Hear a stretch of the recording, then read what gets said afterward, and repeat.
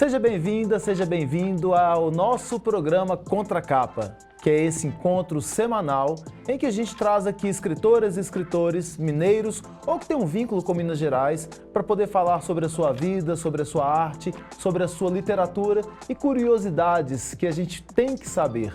Hoje a gente recebe aqui uma professora. Eu sempre falo que as pessoas são queridas porque elas são queridas mesmo. Essa professora foi uma amiga, uma colega de faculdade em que nós trabalhamos juntos e hoje ela lança seu livro que vai falar pra gente sobre o que é, sobre o desnudar-se que a gente fala do escritor. A nossa convidada é a Sônia Pessoa. Sônia, seja muito bem-vinda. Olha, depois de tanto tempo sem a gente se abraçar e a gente mora tão próximo, apesar de que você dá uma escapada por aí, né, para fazer uns doutorados, mas seja bem-vindo a esse espaço aqui que é nosso de conversa, de diálogo e de afeto.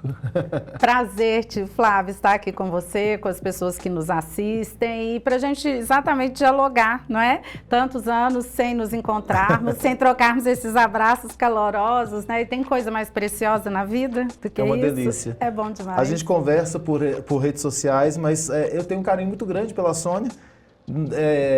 Pelas caronas que ela me dava, mas não só por isso, obviamente, mas encontrar é muito bom. A Sônia é professora do Departamento de Comunicação Social da UFMG e também professora permanente do Programa de Pós-Graduação em Comunicação. Ela retornou há pouco de um doutorado. Você foi fazer uma... Eu fiquei como professora visitante 1 ano em Paris. Ah, então é por isso que a gente não se abraça há tanto tempo, Exatamente. Né? Eu tenho que ir a Paris. Mas você fez o seu doutorado onde? Eu fiz doutorado na UFMG, na área de análise do discurso. Em 2015 eu terminei e eu passei 1 ano nessa época na França, fazendo estágio doutoral. Aliás, eu me lembro de você lá, era Copa do Mundo em 2014. É verdade.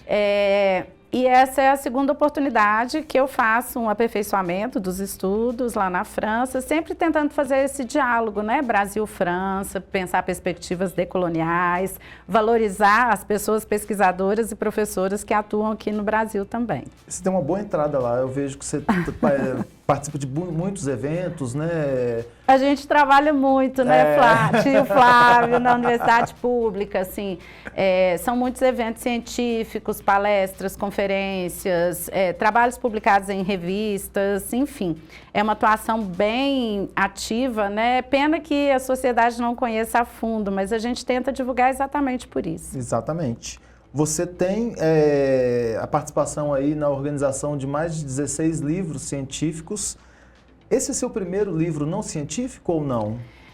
Eu tenho um outro livro autoral que se chama Imaginário Sociodiscursivo sobre a Deficiência, Experiências e Partilhas. Esse livro é fruto da minha tese de doutorado, mas ele tem uma parte introdutória que conta as experiências com o Pedro de um modo muito bem reduzido, né? Uhum.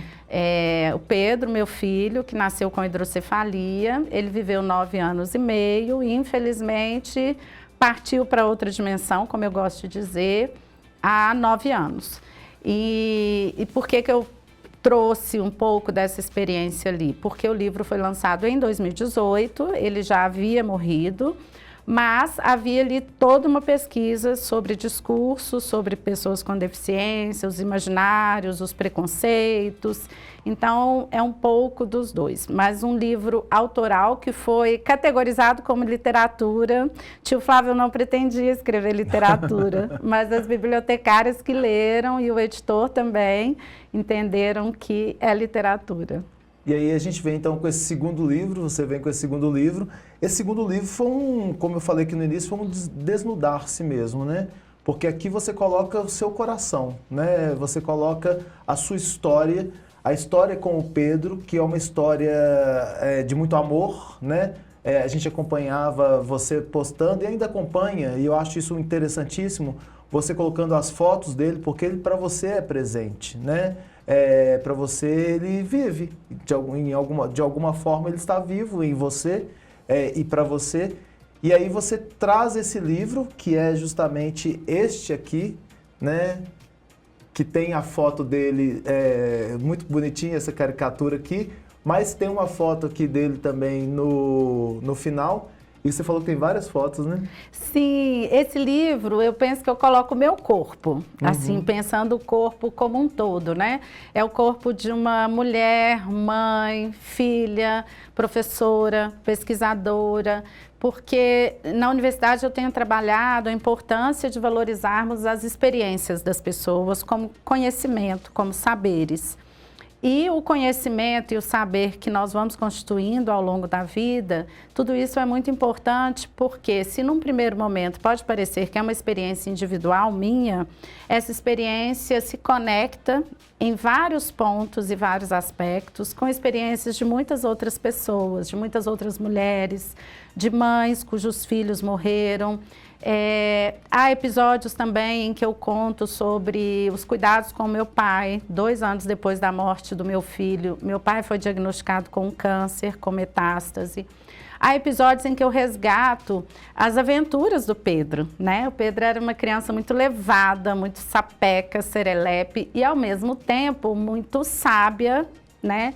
Porque tinha filosofias de vida e ele adorava falar e pensar sobre questões existenciais da nossa vida, as relações humanas, o preconceito, ele era muito consciente do preconceito com as pessoas com deficiência, as diferenças entre os humanos.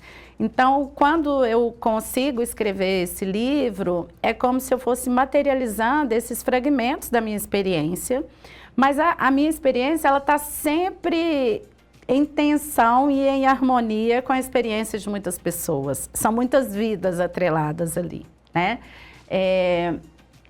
O livro é autobiográfico, mas toca em diversas questões sociais, né? Como questões de gênero, como aspectos que são consequências da morte de um filho, como um divórcio, de um casamento de 20 anos. A reconstituição como mulher na sociedade. Então, quando seu filho morre e você passa a ser uma pessoa divorciada, algumas pessoas te cortam de alguns círculos, deixam de te convidar, às vezes por te proteger, às vezes porque acham que você não faz mais parte daquele grupo ali.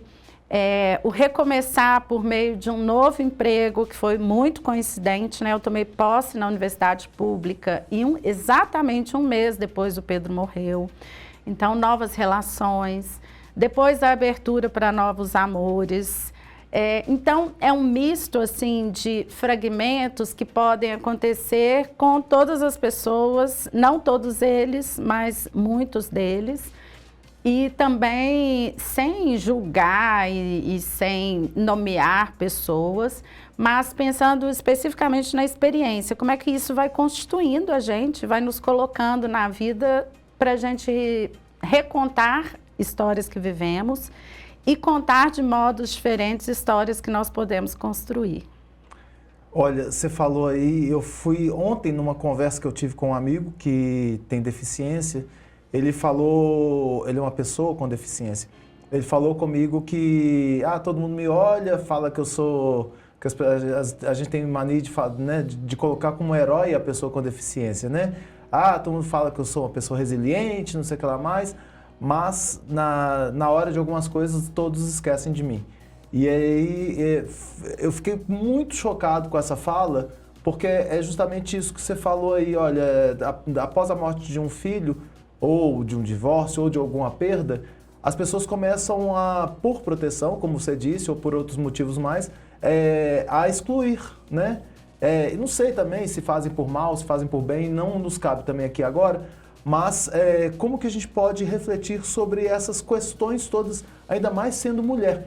Há uma diferença de ser mulher nesse caso? Há muita diferença, tio Flávio, porque existe um componente do gênero, né, que se atribui à mulher o cuidado. É esperado que a mulher seja forte, seja resiliente. E há quase um acordo tácito na sociedade de que o homem, ele não vai aguentar determinadas situações, então por isso ele é desculpado. Ele pode ir embora, ele pode sumir. Que é o que acontece muitas vezes, né? Nas famílias atípicas há uma estatística altíssima. Altíssima. Da mulher ficar e ainda ter que ouvir, que eu queria que você falasse sobre isso, ter que ouvir ela é guerreira.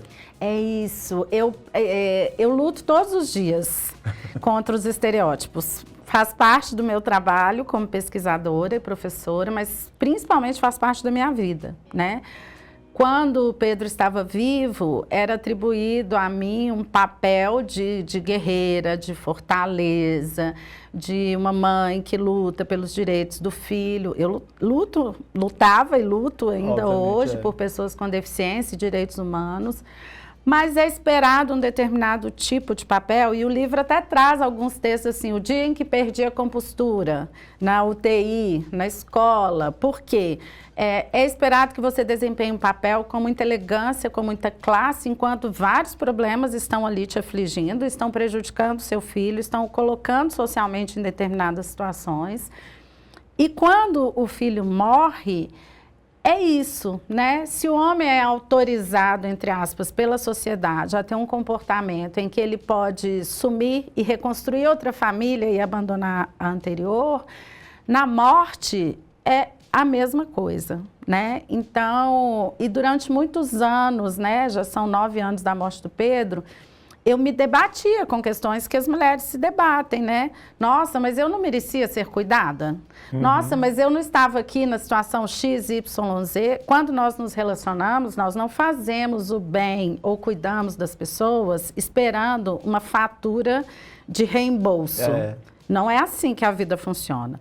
Mas quando nós passamos por uma situação muito peculiar e de muita dor, um trauma, nós esperamos que aquelas pessoas... Eu estava ali, do lado, eu estava ali apoiando. Nós queremos que aquelas pessoas estejam conosco. É um movimento natural da vida, de reciprocidade, de responsabilidade afetiva, de compromisso afetivo. E quando isso não acontece, muitas vezes, e eu já conversei com inúmeras mulheres sobre isso, nós mulheres nos culpamos, como se... Ah, sim, é isso mesmo, e coitado do fulano, É por aí, sabe, assim. E depois que eu entendi, depois de muita terapia, de muita meditação, exercício físico, investimento em mim, me conectar comigo, com espiritualidade, eu entendi que não, essa não é uma questão minha, não é um problema meu. Eu não devo me culpar por isso, tampouco devo culpar os outros, né? O objetivo não é julgar as pessoas, cada um faz o que dá conta. A morte de um filho é tão traumática que não é que justifique qualquer ação, mas a gente compreende que muitas vezes, muitas ações parecem do campo do extraordinário, do absurdo mesmo, né? Então... sobre o seu amigo, assim, só para não deixar de comentar, é isso, né? Cotidianamente, as pessoas defendem a diferença, defendem a diversidade, pensam em inclusão, mas os comportamentos que são no discurso, muitas vezes atribuindo características negativas à deficiência, muitas vezes usando palavras que são atributos de uma deficiência, como xingamento, muitas vezes pensando que aquelas pessoas com deficiência, elas só devem ser acionadas para falar sobre deficiência, pensando que elas não têm direito ao estudo, ao trabalho, à saúde, ao divertimento, ao sexo quando estão adultos, aos relacionamentos amorosos e afetivos. Então, são componentes muito complexos, né? Na nossa pesquisa, a gente vê cotidianamente como isso marca as pessoas com deficiência por toda uma existência e como isso pode ser efetivamente excludente, apesar de nós já termos uma sociedade que pensa, em muitos momentos, que está fazendo inclusão. Nossa, essa questão de chamar as pessoas para falar só sobre a deficiência também, a gente vai colocando a pessoa na caixinha, né? Só sobre aquele assunto. E aí é lógico que ela domina aquele assunto, ela vive aquele assunto, mas há outros assuntos também, né?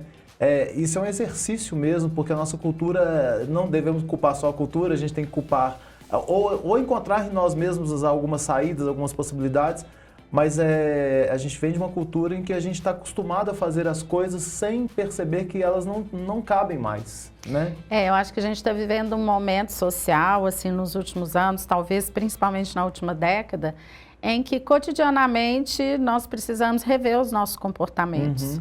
É claro que a luta por justiça, por direitos humanos, direitos sociais, é uma luta que precisa alcançar as políticas públicas, os governos, as organizações privadas, mas, por outro lado, é também uma contribuição individual de cada um de nós. Nós não podemos delegar simplesmente e dizer, é preciso ter políticas públicas e cruzar os braços e ficar por isso mesmo, né? Nós precisamos fazer esse exercício cotidiano de nos entender, não só na questão do capacitismo, que é o preconceito contra as pessoas com deficiência, mas nas questões que dizem respeito a outros temas sensíveis ainda para a população, como o racismo, como a violência de gênero. E, de certo modo, o livro Afetos de Mãe, Amor, Morte e Vida vai tocando de forma sutil em muitas dessas temáticas que, como eu disse, é uma escrita com o corpo, porque o nosso corpo em movimento, ele vai passando por muitas situações ao longo da vida que vai também despertando esses outros assuntos. Então vamos falar sobre o livro, que ainda quero falar no finalzinho sobre o grupo Afeto, que você coordena na UFMG. Mas tangibilizar essas histórias aqui, colocar essas histórias do Pedro e outras mais. O Pedro é o fio condutor, né, na sua relação aqui com ele.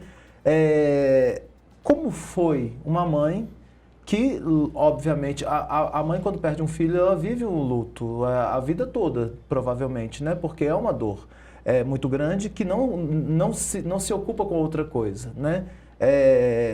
Como é que é tangibilizar essa dor, falar sobre o Pedro e sobre a morte, porque aqui tem no título, né, a morte, e às vezes, e ter que admitir que algumas coisas ficaram no passado. Então, eu às vezes até confundo os tempos verbais, assim, né? Presente, passado. E eu assumi que alguns verbos eu vou utilizar mesmo no presente, né? Eu sou mãe, né? Eu não fui mãe, ou eu não sou mãe de certo modo. É um dos títulos dos textos, né? Porque algumas pessoas já me disseram isso, né? Você é mãe de certo modo, porque seu filho morreu. Mãe de certo modo? Tem questões que a gente ouve no dia a dia e esse é o objetivo desses textos, né? Olha, essa ideia nasceu de escrever um livro quando eu lancei o blog Tudo Bem Ser Diferente, que em 2011, se eu não estou enganada, era um tempo em que blog e Facebook não dedicavam espaço para discutir educação inclusiva. E foi num processo de muita afetação. Eu saí de uma situação na escola do Pedro, aqui em Belo Horizonte, e havia acontecido um problema que eu já tentava discutir há muito tempo e que nunca dava certo, e um dia aconteceu um problema mais grave. Eu cheguei em casa, abri uma plataforma de blog gratuita, digitei um texto e lancei o blog. E, para minha surpresa, imediatamente começaram vários compartilhamentos e as pessoas dizendo que precisava falar sobre aquele tema. E aquilo foi se tornando um espaço diário de compartilhamento. Todos os dias eu escrevia, durante um bom tempo. Quando o Pedro morreu, eu pensei, não, eu não quero mais escrever sobre educação inclusiva para crianças, né? Assim, eu não quero levar isso adiante. E aí eu deixei o blog lá no ar, do jeito que ele estava. Ele continua com 11 mil seguidores no Facebook, que era a plataforma para circulação. E as pessoas diziam, lance um livro sobre os textos, reúna os textos do blog. E eu fiquei adiando aquilo, Pedro morreu, lance um livro sobre luto, lance um livro sobre morte. E aí eu pensei, talvez esse livro seja um pouco de tudo, porque é um livro que fala de luto, fala de morte, fala de experiências de cuidado, de luta, né, por educação inclusiva, mas, ao mesmo tempo, é um livro muito aberto e tem experiências muito felizes, né? Porque a vida é isso. Uhum. É o grande desafio de nós aprendermos que felicidade para sempre ininterrupta não existe, né? Nós temos fragmentos de felicidade, de tristeza, e temos aqueles afetos que estão para sempre conosco, né? Como a morte de um filho. Eu até não gosto de usar a palavra perda, tio Flávio, porque me parece que a perda, nós atribuímos a ela um sentido de que nós tínhamos alguma coisa ou alguém. Eu gosto de pensar que ninguém é dono de ninguém. De algum modo, a existência do Pedro e a minha se cruzaram, né? Essas duas existências, elas se movimentaram durante muitos anos com ele vivo.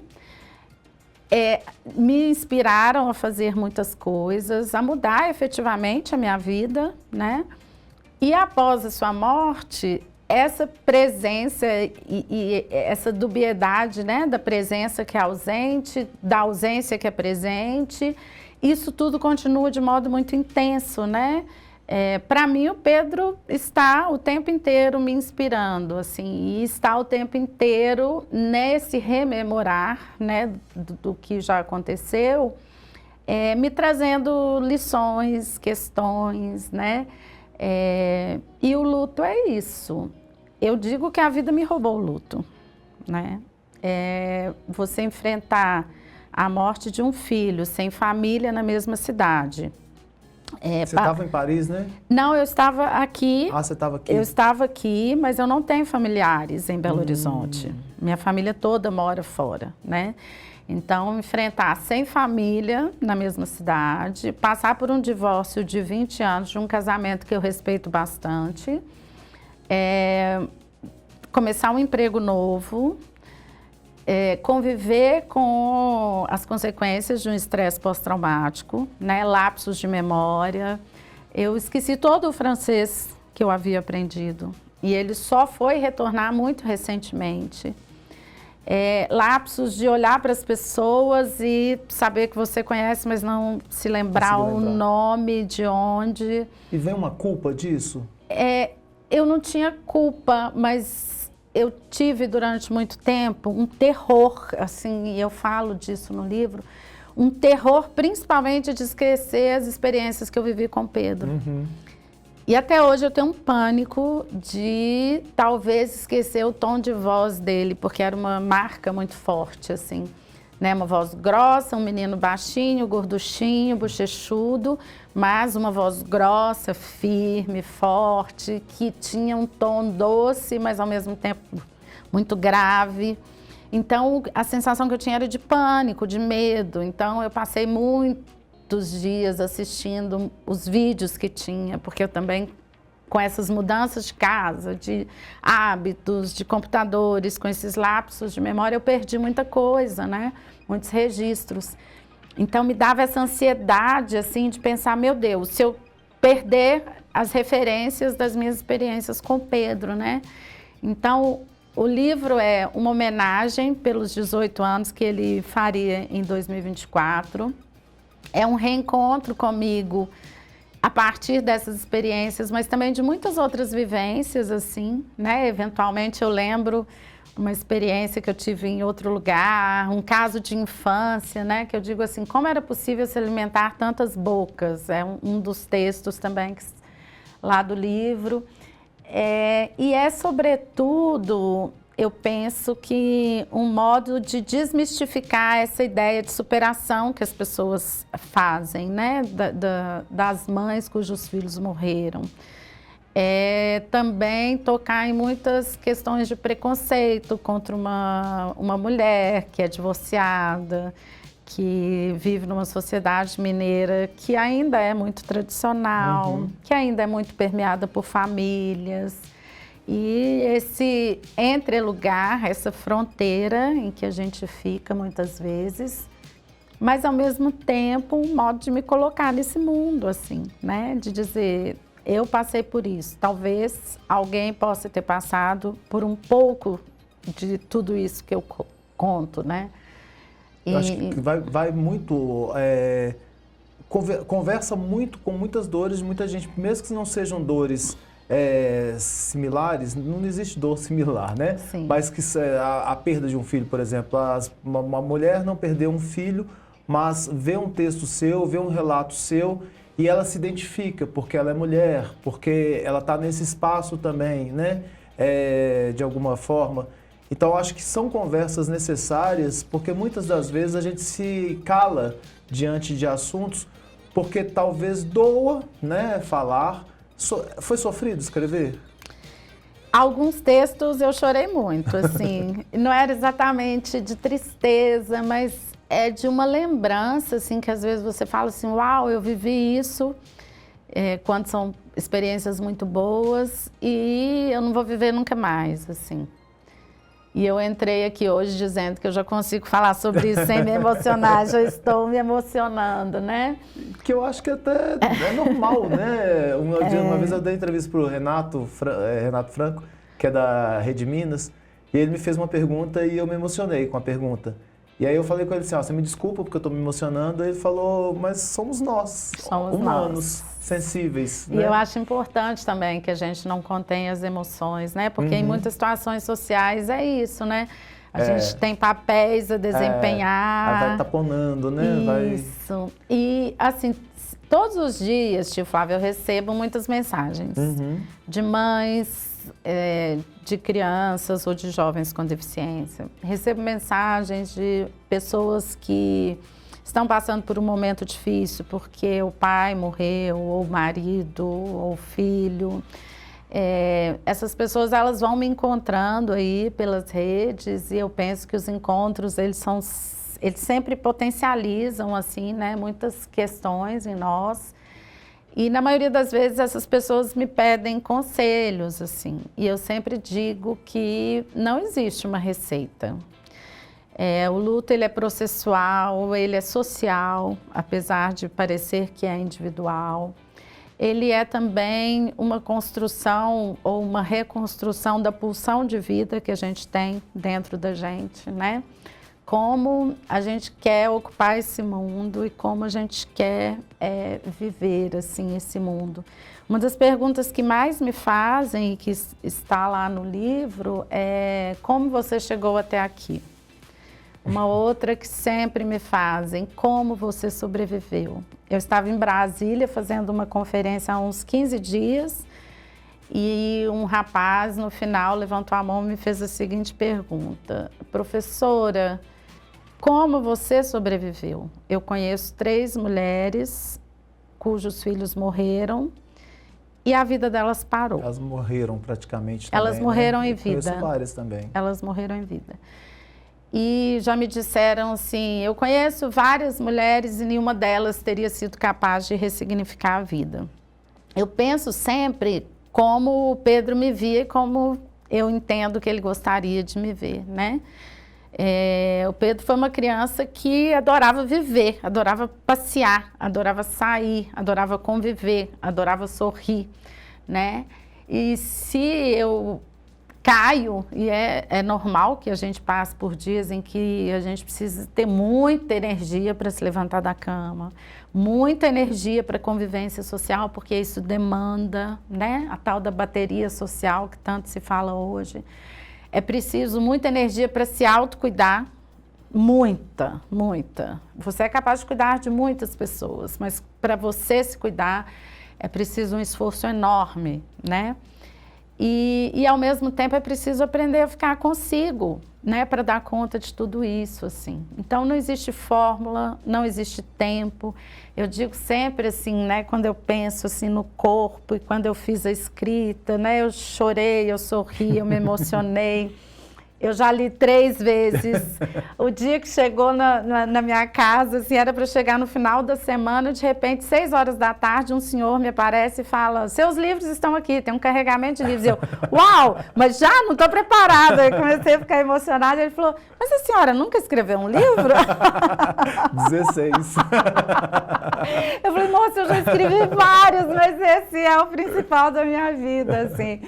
Então é isso, né? A vida é esse circuito de afetos, essa movimentação, e a gente tem que aprender a se colocar nesse circuito sem nos machucar. A vida já é muito cruel, mas ela também é bela, ela também nos proporciona muitas coisas. Agora, aquelas entrevistas de segundos, em 30 segundos me fale, o que é o Grupo Afetos? O Afetos é um grupo de pesquisa, grupo de pesquisa em comunicação, discursos e experiência.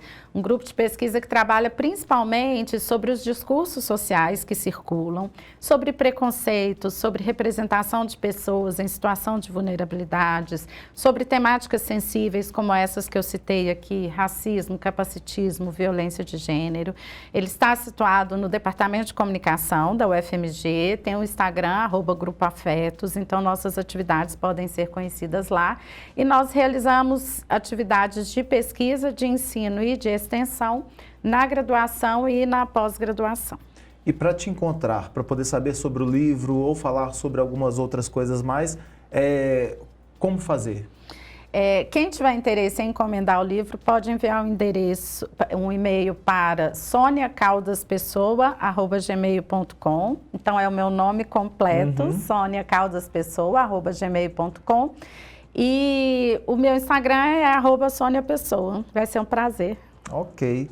Sônia, como eu sempre te digo, virtualmente e agora presencialmente, você é uma pessoa extremamente importante para mim antes do Pedro e depois do Pedro ainda mais. Então, que a gente possa partilhar com você dessas suas vivências, aprender um pouquinho, né?